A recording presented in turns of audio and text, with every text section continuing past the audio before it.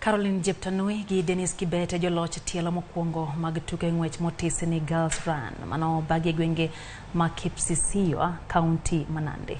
Jeptanui nobedo jaloch ng'wech mar kidieny mar kilomita 8 bang' ringo kuom dakika 21 gi sekenda 14. Faith Jepchichi notieke thuolo mar ariyo. E kidieny mar yawuoyi ng'wech mar kilomita 8 Denis Kibet notieko e thuolo ma okwongo bang' ringo kuom dakika 24 gi sekend 29.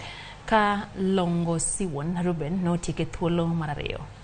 Ng'wego bende noting'o ng'wech mar kilomita 5 e kinde yawuoyi gi nyiri ma hikgi 7 kaachiel kod ng'wech mar kilomita 2 e kind nyithindo ma yawuoyi kod nyiri manitiere bwo higni 12.